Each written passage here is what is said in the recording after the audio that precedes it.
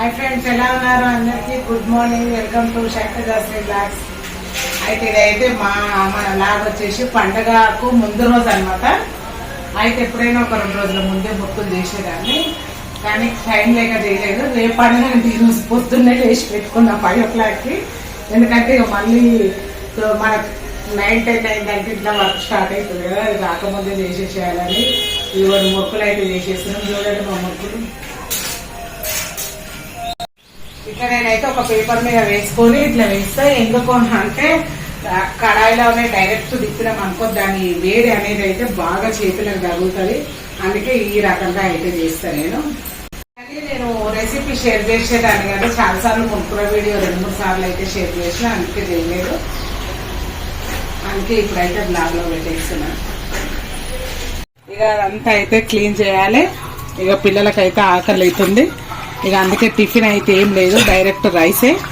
ఇంకా అన్ని తోమేవి అయితే ఇక్కడ ఫస్ట్ మా సన్నికి అయితే వేడి నీళ్ళు పెట్టేసిన స్నానానికి. కొంచెం టీ తాగాలి, తలనొస్తుంది.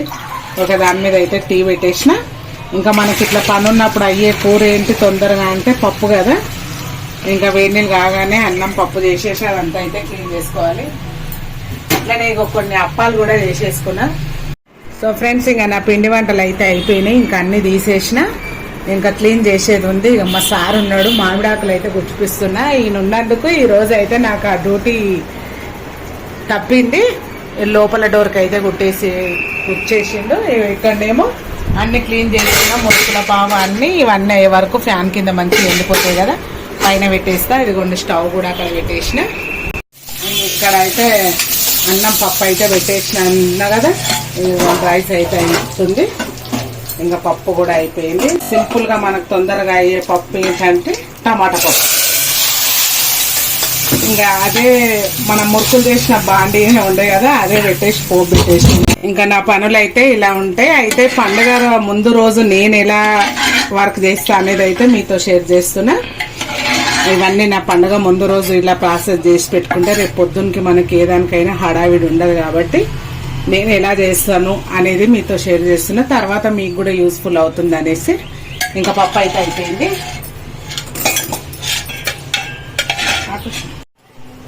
ఇంకా సో ఫ్రెండ్స్, ఇక వంట అయితే అయిపోయింది కదా. ఇంకా స్టవ్ అయితే తెలుసు కదా, నా వీడియోస్ చూసే వాళ్ళకైతే మామూలుగా అందరికీ తెలుస్తుంది. నైట్ అయితే క్లీన్ చేసి పెట్టేస్తాను కదా. ఇంకా ఇది కూడా మళ్ళీ నైటే క్లీన్ చేస్తా. ఈ రోజు అయితే ఇంకా స్టవ్ కింద ముగ్గు కూడా పెట్టలేదు. ఎందుకంటే ఇంకా మన హడావిడి ఎలా ఉందో తెలుసా, హడావిడి ఉన్నప్పుడు అయితే నేను ఏం పెట్టుకోను. ఇప్పుడైతే ఇది మామూలుగా క్లాత్ తో అయితే క్లీన్ చేసేసుకుంటున్నా. ఇప్పుడు మళ్ళీ పూజ సామాను, ఇత్తడి బిందెలు అన్ని అయితే క్లీన్ చేసేసుకోవాలి. ఇంకా వంట చేసేసిన కదా, ఇక పిల్లలు తినుకుంటూ ఉంటే నేనైతే ఆ పని చేయాలి. ఇంకా మార్కెట్కి వెళ్ళి బయట తెచ్చే సామాన్ ఉంది, సామాన్ కూడా తీసుకురావాలి. కొంచెం మా సారు ఉన్నందుకు మామిడి తోరణాలు కట్టే పని అయితే తప్పింది నాకు. ఇంక ఇప్పుడైతే పూజ సామాన్ క్లీన్ చేసేస్తాయి. క్లీన్ చేసి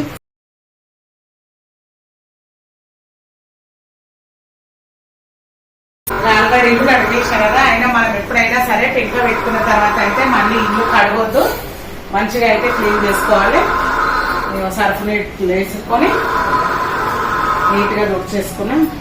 పండుగ అంటేనే పని. అయితే క్లీనింగ్ వీడియో అడిగారు కదా ఫ్రెండ్స్, ఇక చాలా వర్క్ ఉంది, హెవీ వర్క్ అని నేనైతే క్లీనింగ్ వీడియో మీతో షేర్ చేయలేదు. నెక్స్ట్ టైం అయితే తప్పకుండా షేర్ చేస్తా. ఎట్లయినా ఒక 1.5 month కంపల్సరీ నేను ఇల్లు క్లీన్ చేస్తూనే ఉంటాను. ఎందుకంటే మాకు ఇట్లా బాల్కనీ ఉంది కదా, చెత్త అయితే బాగా వస్తుంది. ఇంకా వాటన్నిటి తర్వాత ఇంకా ఇత్తడివి రాగివి అయితే క్లీన్ చేసేస్తున్నా. ఈ రాగివి ఇత్తడివి క్లీన్ చేయాలంటే చాలా ఓపిక కావాలి. నాకైతే పెద్ద గగనం అయిపోతుంది అసలు ఇవి క్లీన్ చేయాలంటే, కానీ తప్పదు. వీక్లీ ఒకసారన్నా క్లీన్ చేస్తా. ఇంకా తీసేస్తా ఈ బిన్నెలు, నా వల్ల అస్సలు కావట్లేదు. ఏం వర్క్ లేకుండా ఇంట్లోనే ఉంటే మంచి కూర్చొని తోముకోవచ్చు, కానీ ఇక లేదంటే ఇట్లా రాకి ఉంటుంది. కరెంటు కూడా పోయింది. నేను వాషింగ్ మిషన్ వేయగానే కరెంటు పోతుంది.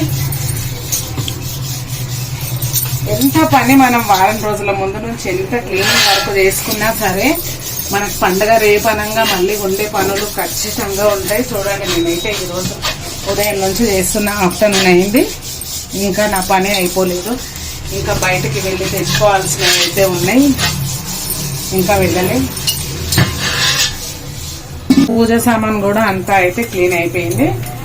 ఇక కాకపోతే నేనైతే నిమ్మకాయ, చింతపండు అలాంటివి ఏం పెట్టాను, డైరెక్ట్ బయట దొరుకుతాయి కదా పితాంబరి, అదే తెచ్చేసి వాడతా.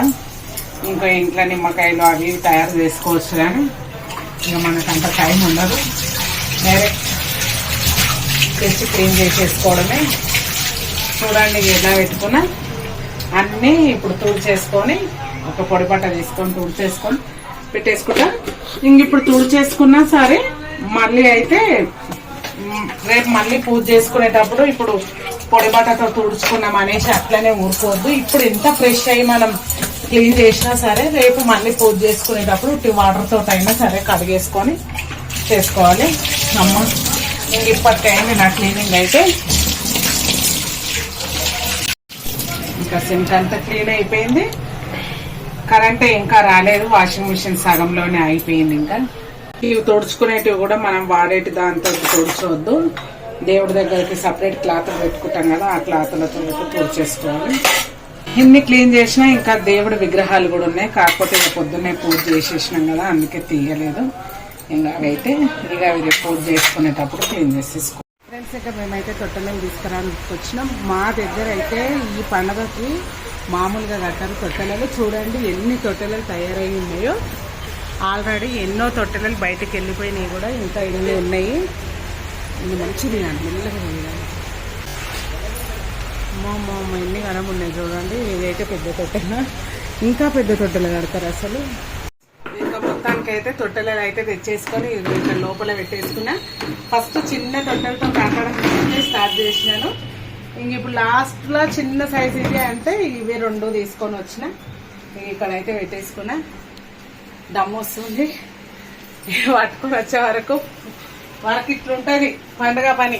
ఇంకా ఇది కోయిగూర అంటారు ఫ్రెండ్స్ దీన్ని. అయితే ఇది వచ్చేసి రేపు అమ్మవారికి ఆకుకూర అయితే వండి పెడతాం కదా, అది ఇది కూడా తెచ్చి కట్ చేసుకున్నా. ఇక మీకు కట్ చేసేది ఎందుకని అయితే చూపించలేదు. ఇవన్నీ ఎందుకు ఇప్పుడే నేను చెప్పు ఏమే కడుతున్నా నన్ను చూపి. ఇంక ఇవన్నీ ఎందుకు ఇప్పుడే రెడీ చేస్తున్నా అంటే, నేను మళ్ళీ రేపు మా అత్తయ్య వాళ్ళ ఇంటికి వెళ్ళేది ఉంటుంది కదా, అక్కడైతే బోనాలు చేయాలి. ఇక్కడ ఒక చేసుకొని ఇక్కడనే ఉండేటట్టు అయితే కొంచెం లేట్ అయినా సరే అనేసి రేపు పొద్దున్న చేసుకుంటుంటే, కాకపోతే నేను ఇక్కడ చేసుకొని 2 గుళ్ళకి వెళ్ళి వచ్చిన తర్వాత మళ్ళీ అక్కడికి వెళ్ళి అక్కడ బోనాలు చేస్తాము. ఇక అందుకని లేట్ అవుతుందని ఇక అన్నీ ఇప్పుడే చేసేసుకున్నా. ఇక ఇది కట్ చేసుకునేటప్పుడే కొబ్బరికాయలు చూడండి ఇట్లా చెత్త లేకుండా మంచిగా నీట్గా చేసి పెట్టేసుకున్నా. ఇంట్లోకి 1-2 గుళ్ళకి చెరిగేను.